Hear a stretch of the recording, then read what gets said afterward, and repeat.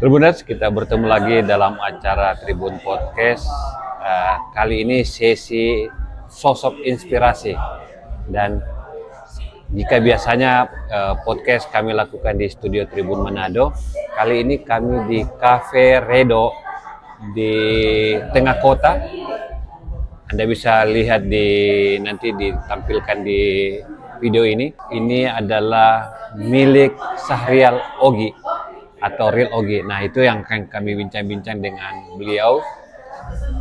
Sudah hadir bersama kita Bung Sahrial Ogi.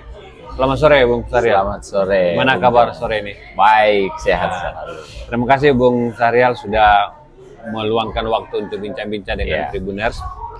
Kami menganggap Bung Sahrial ini adalah sebagai sosok inspirasi karena memulai usaha betul-betul dari bawah, dan saat ini sudah banyak melakukan ekspansi usaha. Jika di Manado saat ini banyak kita lihat tumbuh food truck atau mobile coffee, itu satu di antara perintisnya adalah Bung Sahrial Ogi. Begitu ya? Ya. Bung Sahrial, kita mulai sebelum bicara soal bisnis kopi. Ya. Penonton penasaran ingin mengetahui perjalanan hidup Bung Sahrial, mungkin dari kecil lahir di mana, menghabiskan masa kecil di mana, mungkin bisa diceritakan. Iya. Saya sendiri orang Koha. Koha ya? Iya. Koha masih masuk Minahasa ya. Kecamatan Pineleng dulu, sekarang ini sudah Mandolang. Menghabiskan masa kecil bangku SD, SMP di Koha gitu. Jadi saya sendiri background dari masa kecil ya anak kampung gitu. Jadi ya tinggal di Koha saja gitu. Nanti di masa-masa SMA yang sudah sekolah di Tomohon dan kuliah sudah di luar gitu. Jadi keluarnya pas setelah SMP gitu. Seperti begitu gitu. Dulu memang masa kecilnya itu ada rencana memang mau cita-cita apa, atau mau bangun usaha atau bagaimana? Ya, kalau untuk cita-cita atau ini ya sederhana sekali. Waktu itu seperti anak pada umumnya mau masuk tentara, polisi gitu ya, seperti anak-anak SD pada umumnya yang waktu itu. Tetapi pada waktu sudah berjalan, sudah SMP dan menentukan pilihan, akhirnya justru saya memutuskan untuk masuk asrama di seminari untuk SMA gitu kan, di seminari Kakaskasen waktu itu, dan tes dari jenjang SMP dan ternyata lulus, dan saya memutuskan untuk masuk asrama di seminari Kakaskasen waktu itu. Seperti begitu. Jadi belum ada rencana untuk usaha atau spesifik yang bagaimana. Terus dari mana ide awalnya memulai bisnis kopi ini? Ya, sebenarnya waktu itu setelah lulus kuliah dan masuk kerja, saya kurang lebih 12 tahun marketing. Marketing di mana? Waktu itu saya menjual untuk marketing asuransi. Jadi asuransi jiwa. Di kota Manado atau di? Iya, dari Jakarta, kemudian ekspansi ke Manado, pengembangan di Manado, dan waktu itu saya memutuskan untuk resign dan memulai bisnis. Dan itu prosesnya panjang sekali, maju mundurnya panjang sekali karena background saya memang bukan background bisnis, apalagi kuliah ekonomi. Saya kuliah filsafat justru di seminari tinggi Pineleng gitu. Jadi memulai untuk dunia usaha memang sama sekali hal baru. Makanya dalam dunia usaha saya sadar betul itu, dan kita mendirikan Redo itu karena salah satu filosofinya yaitu rindu. Jadi kita membuat ulang sesuatu yang salah, yang mungkin keliru, kita buat lagi untuk hal yang menuju lebih baik lagi. Itu filosofi dari Redo Coffee sebenarnya. Jadi sebenarnya untuk penamaan kita rindu. Rindu. Jadi kita buat ulang. Kita buat ulang ya, Redo ya. Seperti itu filosofinya. menjadikan nama yang secara dialek itu lebih cocok kalau di bahasa Manado lebih cocok menyebutnya Redo gitu ya. Jadilah penamaan untuk phoneme-nya lebih familiar di Redo. Tahun berapa itu? Kita putuskan untuk itu di tahun 2018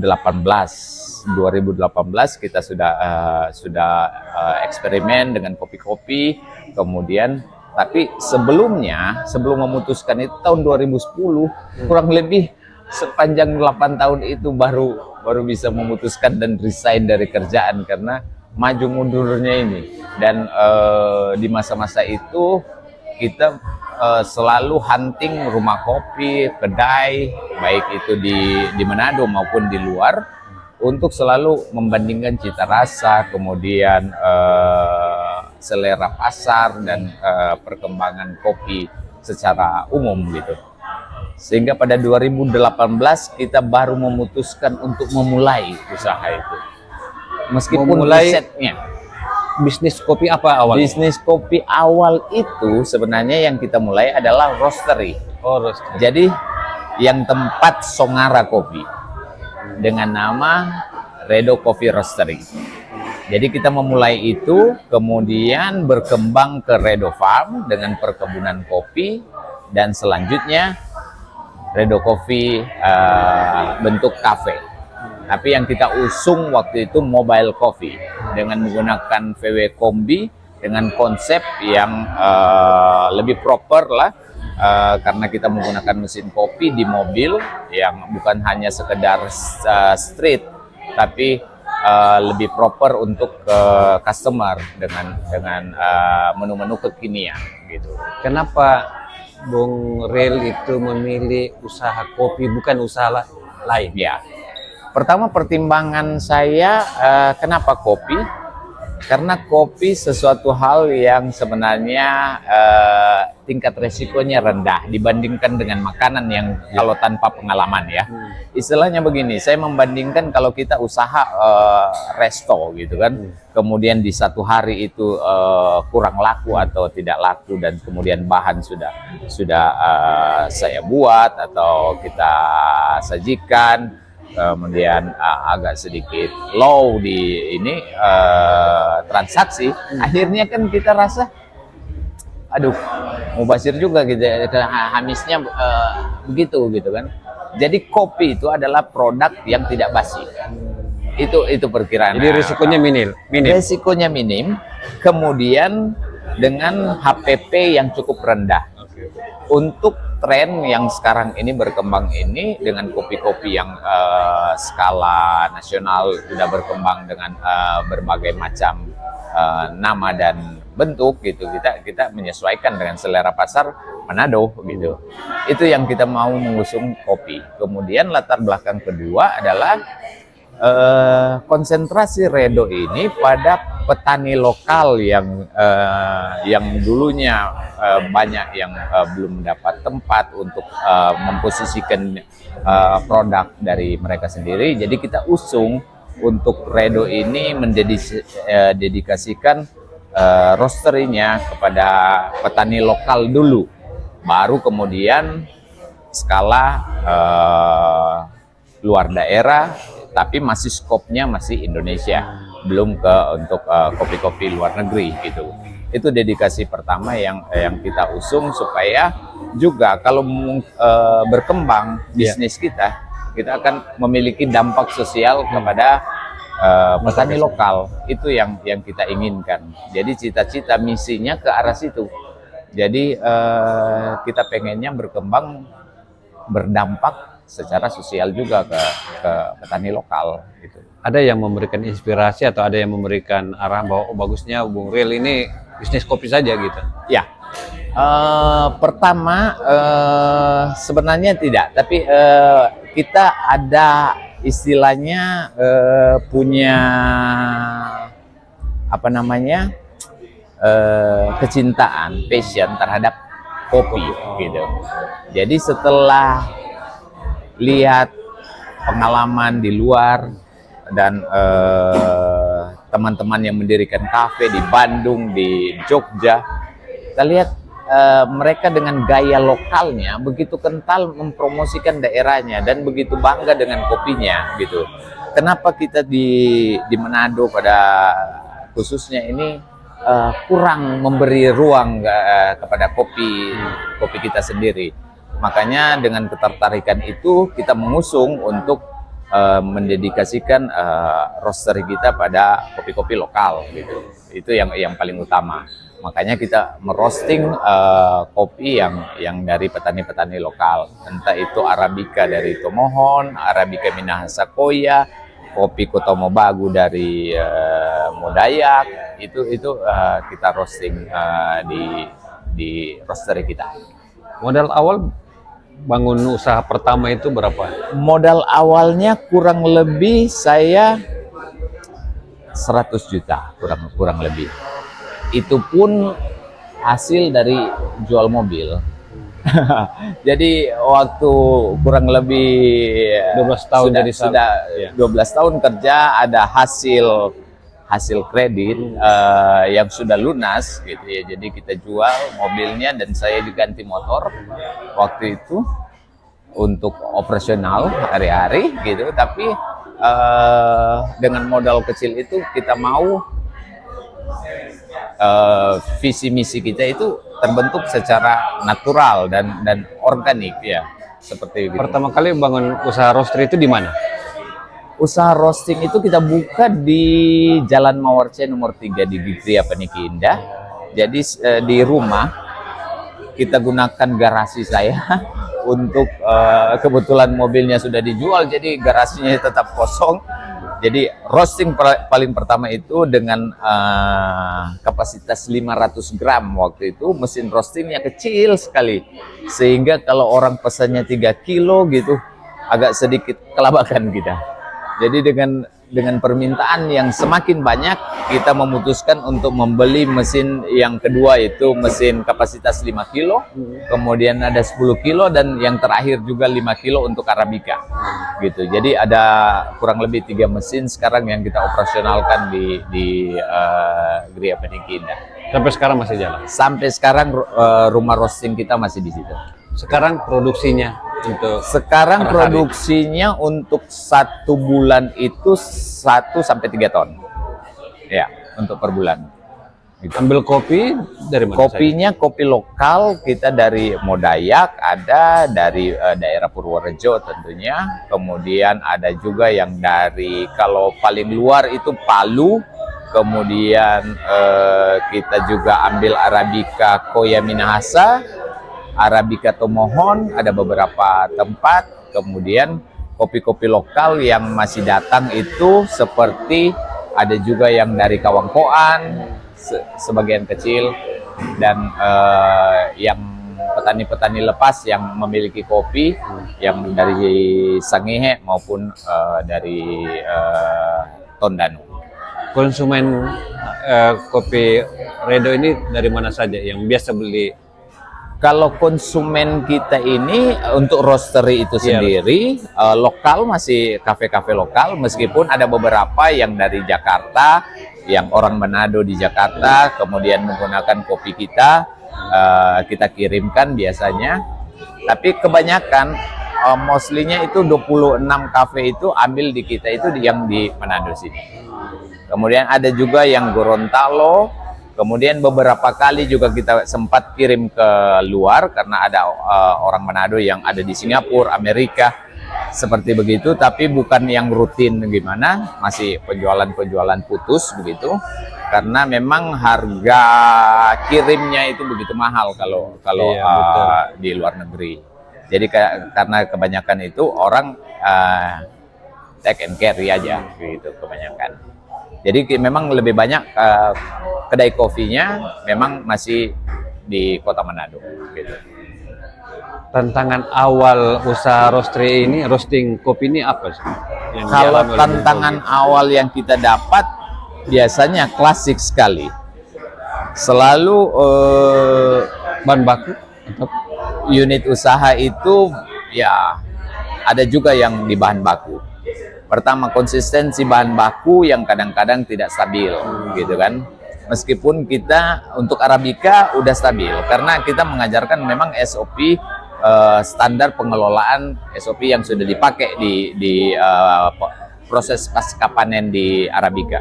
Tetapi kalau untuk Robusta memang kita masih dapat ada yang kualitas yang memang masih di bawah gitu. Kemudian karena pohonnya pohon tua sudah ratusan tahun, ada juga yang punya biji-biji hitam gitu kan.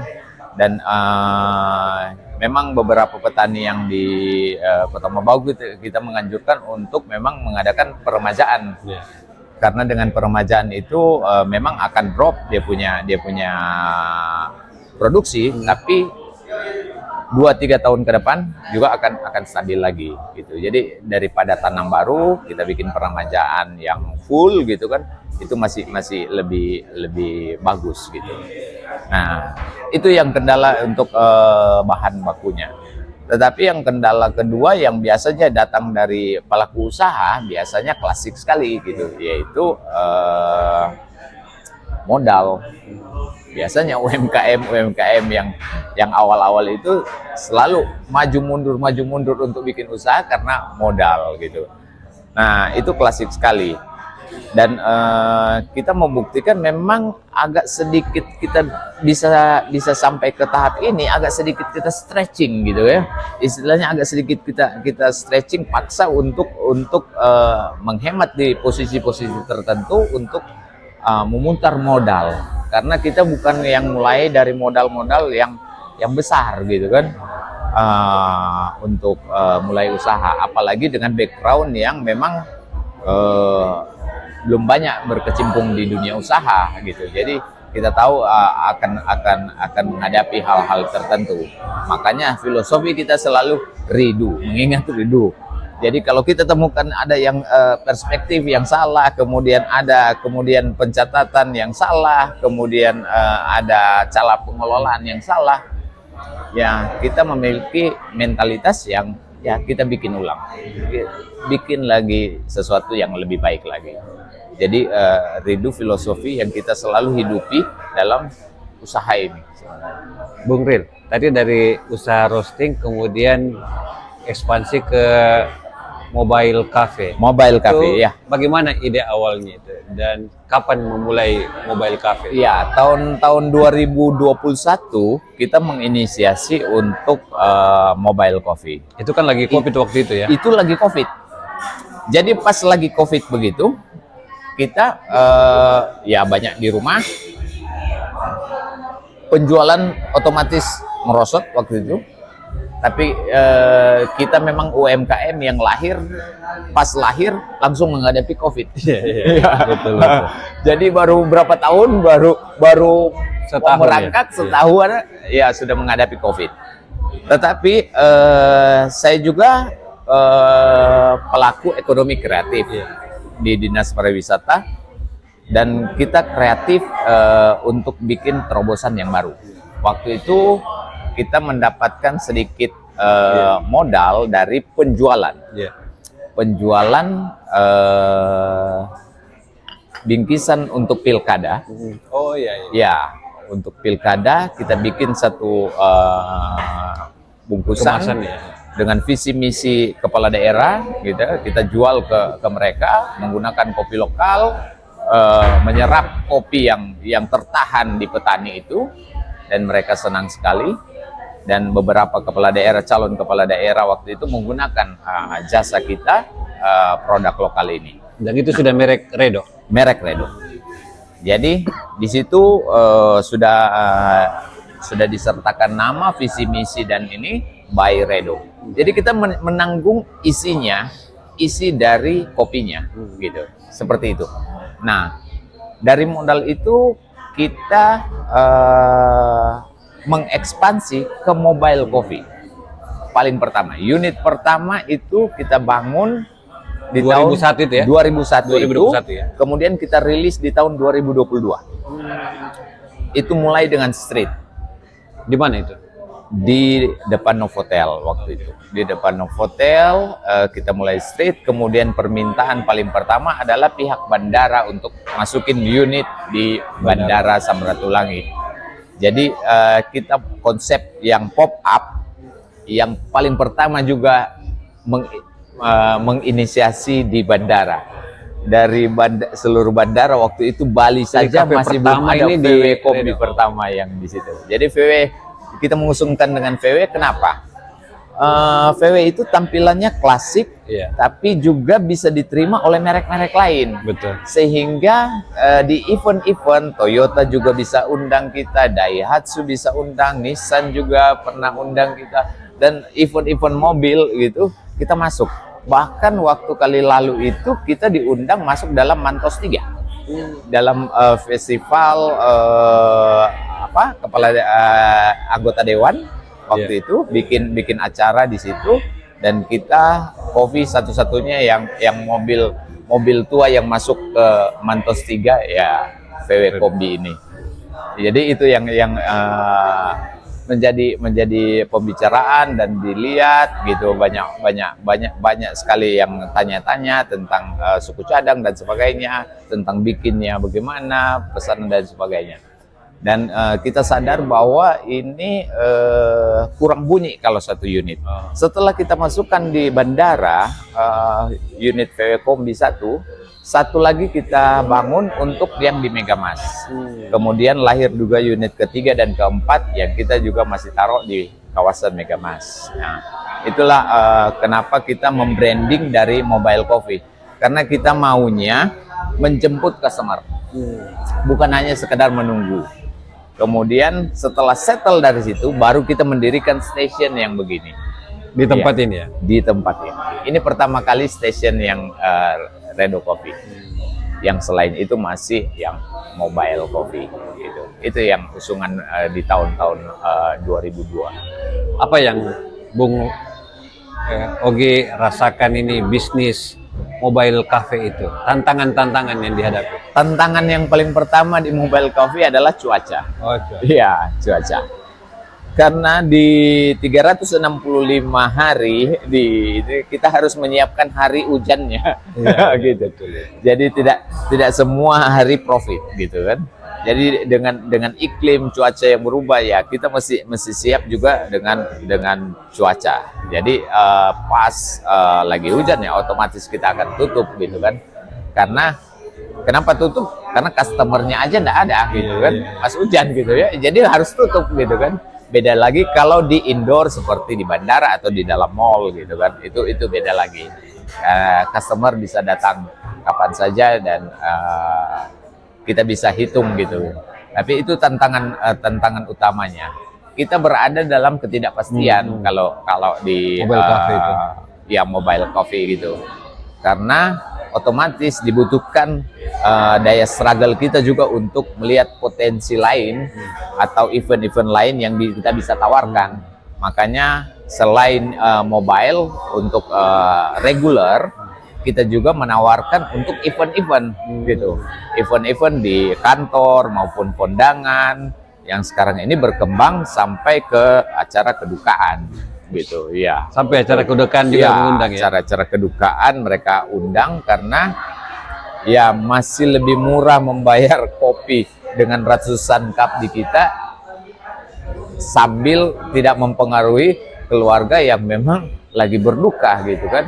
Keluarga yang lagi berduka kemudian masih disibukkan dengan konsumsi lagi kan kurang ini. Makanya kebanyakan mereka untuk praktisnya kebanyakan panggil stand mobile kita untuk serve di tamu-tamu mereka sambil tetap fokus pada ya kedukaan mereka gitu. Saat ini sudah berapa banyak karyawan yang dipekerjakan oleh Redo Cafe? Iya, dari dulu 1 orang, sekarang ini sudah 30. Barista yang ada di kita sudah dengan unit roastery. Kemudian kelompok tani juga yang di Redo Farm itu ada kurang lebih 15 orang yang aktif dari 30 kurang lebih yang sampai sekarang ini masih bertahan. Dan itu ada di Desa Rurukan. Nah, itu yang kita kembangkan. Jadi kurang lebih dengan anak-anak muda dengan passionnya juga belajar kopi, kita senang bahwa juga bisa mengajarkan ke mereka untuk bisnisnya, untuk cara bikinnya, dan itu saya rasa menjadi kepuasan tersendiri bagi saya sendiri pribadi untuk melihat generasi berikutnya yang punya passion di kopi gitu kan. Jadi kira-kira begitu. Nah, Bung Ogi, ini kan sudah ada 5 tempat yang usaha Iya. Redo Cafe ya. Ke depan apa rencana?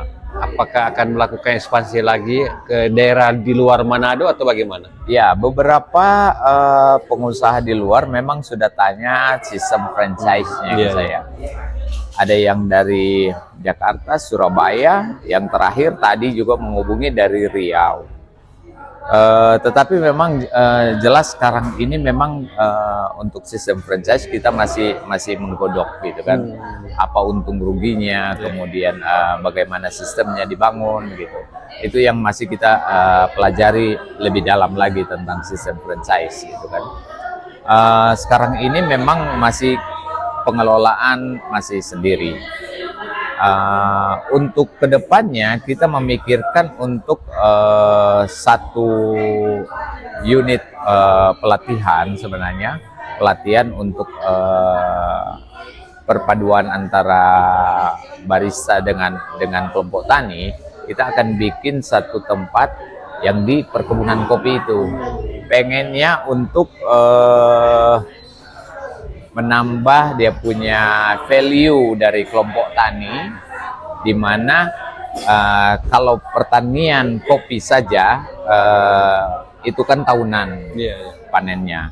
Untuk menambah nilai tambahnya, makanya diperlukan satu unit usaha secara holistik juga perlu kita bangun di perkebunan untuk menambah wawasan kepada petani dan kemudian pendapatan juga untuk para petani kopi gitu kan. Selain itu juga sektor pariwisata juga akan jalan karena di situ berlaku untuk kedepannya edukasi kopinya akan jalan dan orang merasa bahwa datang ke situ adalah sesuatu yang memiliki nilai karena mereka bukan hanya membeli kopinya tapi membeli pengalaman experience tentang proses kopi yang ada di kebun kopinya. Jadi sehingga sesuatu yang beda, pendekatan yang beda itu harus memang dipikirkan. Ya intinya memang kalau di dunia kopi yang terus bergerak ini kita memang harus dinamis. Harus tetap dinamis dan tetap membaca peluang ke depan. Itu yang selalu kita aware dengan kita punya bisnis gitu. Real Ogi, kalau kita lihat sekarang ini di Manado sangat menjamur mobil kafe dan itu juga menjadi kompetisi menambah. Iya.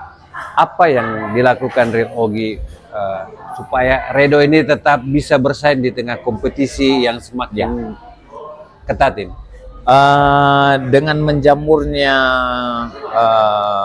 VW Kombi yang food truck ini, saya melihat secara positifnya bahwa sebenarnya teman-teman yang mendirikan food truck ini juga mengkampanyekan hal yang sama dengan kami, yaitu gerakan untuk minum kopi.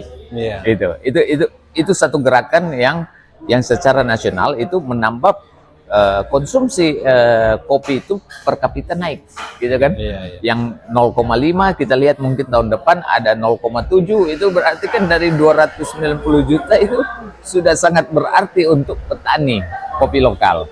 Nah itu kampanye yang positif dan menurut saya itu masing-masing unit usaha saya rasa punya identitas tersendiri yang bukan hanya menjadi kompetitor tapi mereka memberikan satu pengalaman yang mungkin kita tidak bisa berikan ke customer kita dan ada di tempat lain. Itu juga menambah wawasan tentang kopi dan menambah kekayaan tentang pengalaman minum kopi seperti itu.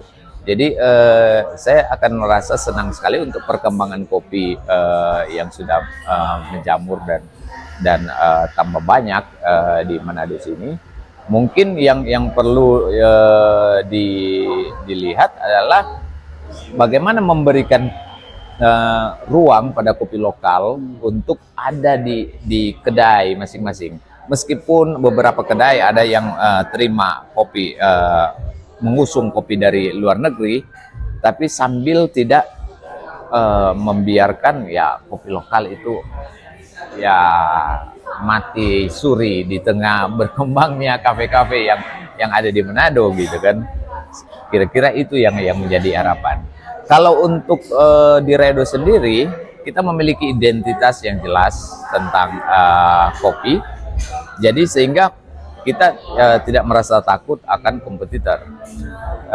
Kita memiliki keunikan tersendiri, hulu hilir dari telling story kita sudah jelas bahwa core bisnis kita di kopi, dan kita memperkuat identitas itu sehingga kita rasa kita akan tetap leading untuk di kopinya, seperti gitu. Bung Ril, apa yang perlu dilakukan oleh pemerintah terkait soal UMKM kopi? Ya. Apakah sejauh ini sudah banyak membantu atau kurang? Atau apa yang perlu lagi dilakukan oleh pemerintah untuk lebih pada mendukung ini mobil kafe, terus UMKM yang mungkin lebih banyak ke kopi-kopi? Yang perlu dilakukan, yang saya perlu tekankan untuk pemerintah kota Manado, Sulawesi Utara, itu menekankan itu regulasi yang jelas sebenarnya untuk UMKM, dan ya posisi-posisi tertentu yang memang harus dipakai oleh UMKM, sehingga UMKM tidak tarik ulur atau tidak menyalahi aturan tertentu yang dilarang oleh pemerintah tentunya. Dan itu yang harus diperjelas apalagi ini food truck ya. Food truck dengan menggunakan fasilitas mungkin jalan. Nah, itu yang perlu diatur lagi regulasinya, sehingga pelaku UMKM merasa jelas dari sisi regulasi. Itu kejelasan itu yang perlu di warning kepada pelaku UMKM. Kalau soal pelatihan-pelatihan? Kalau soal pelatihan, beberapa dinas seperti dinas pariwisata, dinas koperasi, itu secara reguler ada program-program pelatihan barista dan sebagainya untuk pelaku usaha, apalagi pelaku usaha yang baru. Ada banyak yang dilakukan gitu. Seperti itu. Terakhir ini ya Bung Redo, apa yang berbeda dari Redo Cafe dengan kafe-kafe lain, dan filosofi apa yang ingin dibangun oleh Redo Cafe?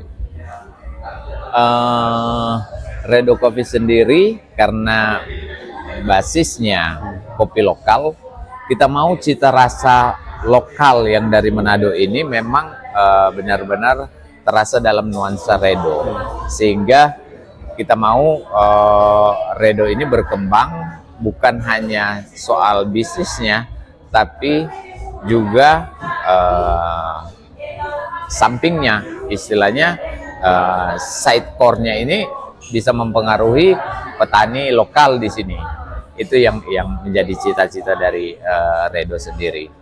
Dan itu yang karena Redo ini core bisnisnya di kopi, makanya selalu kita menekankan dari hulu sampai hilirnya kita berusaha untuk jalani. Jadi dari pembibitan kopi, penanaman, pasca panen, Redo juga ada di situ. Kemudian roastery sendiri, tempat sangrai sendiri, Redo juga ada untuk pengelolaan roastingnya, dan muaranya di customer sendiri. Redo membangun bisnis yang mobile coffee maupun station yang seperti ini.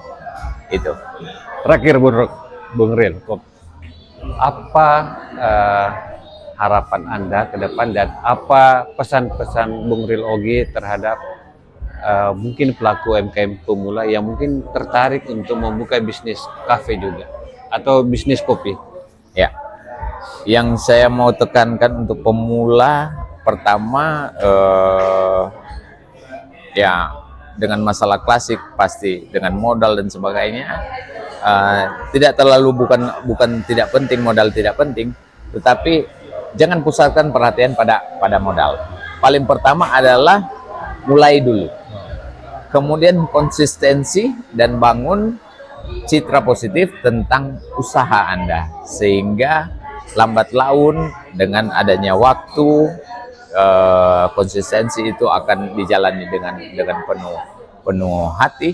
Itu saya rasa akan membangun citra positif dari bisnis Anda yang Anda mulai dirintis gitu kan. Itu yang kira-kira yang saya mau tekankan untuk pada pemula gitu. Terima kasih Bung Ril Ogi sudah banyak. berbagi inspirasi dengan Tribuners. Kami doakan Bung Ril Ogi dan tim selalu diberikan kesehatan dan usahanya makin maju. Terima kasih. Demikian Tribuners perbincangan kami dengan Bung Sahrial Ogi, owner dari Redo Cafe. Semoga memberikan banyak manfaat. Salam Tribun.